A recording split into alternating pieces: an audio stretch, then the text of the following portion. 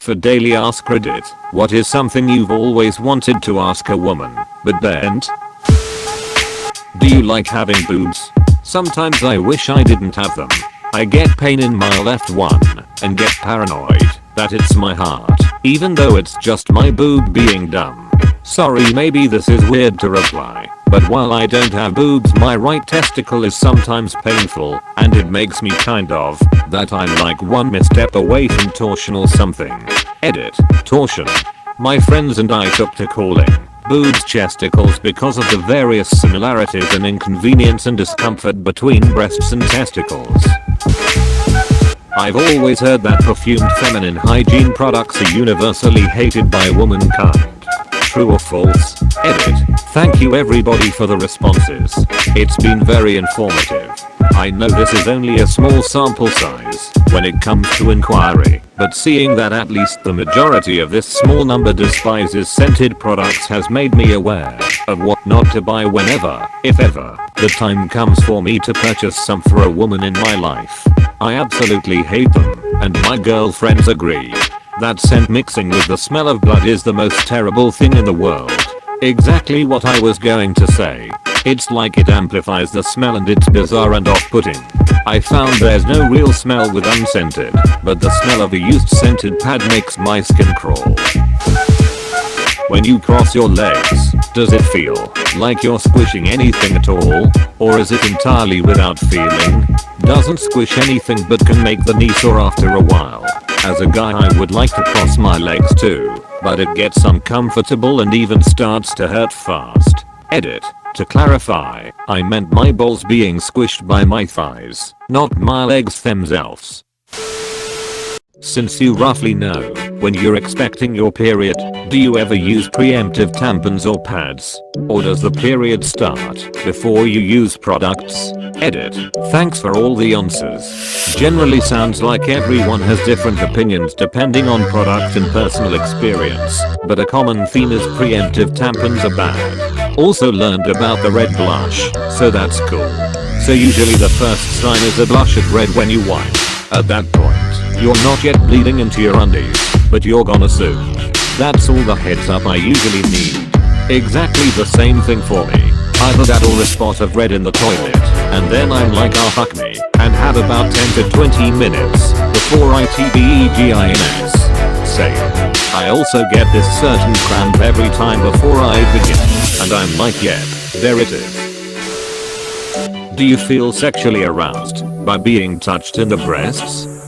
Is what I would ask, but wouldn't dare to ask until I'm not single, which I'm going to have good luck with getting rid of that status. Edit. Growth or squeeze. Thank you for your answers. I have always been curious about what the subject.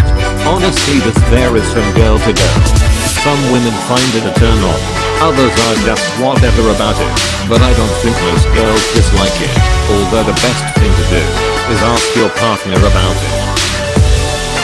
When participating in the online dating apps, do you read the profile? Or is it all about the pictures? What sort of info are you after? I check the photo, read the profile, then check the photo again. What I'm looking for in photos is someone who looks like they're having a good time.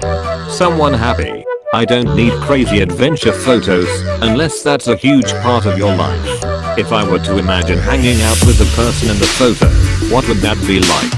In the profile, I'm looking for a little of what things you enjoy and how you occupy your time and a little of your values.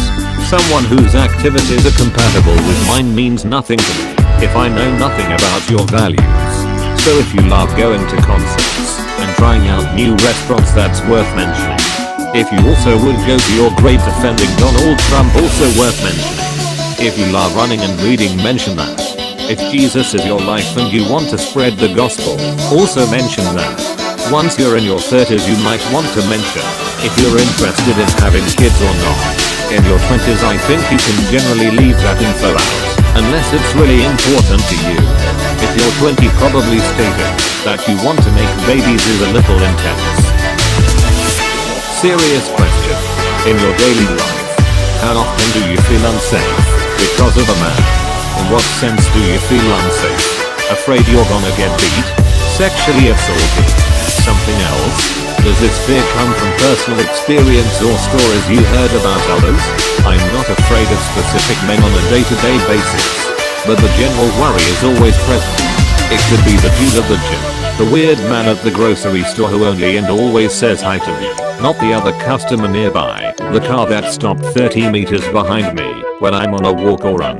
I'm not worried about a specific deed happening, just this general caution. In part it's based on personal experience with creepy men, bad boyfriends, and also what is reported in news. Every day or every other day there is a rape, a suspected rape, some sort of violence against women. Pop culture also has a role in it. Take crime shows. If women gets murdered by men, it's cause they missed an important sign. Walked alone or he just did it no matter what. I know I'm a lot physically weaker than a man my age. If something were ever to happen, I'd be toast. I think that is why I'm always cautious. I rather be on edge and alive and well.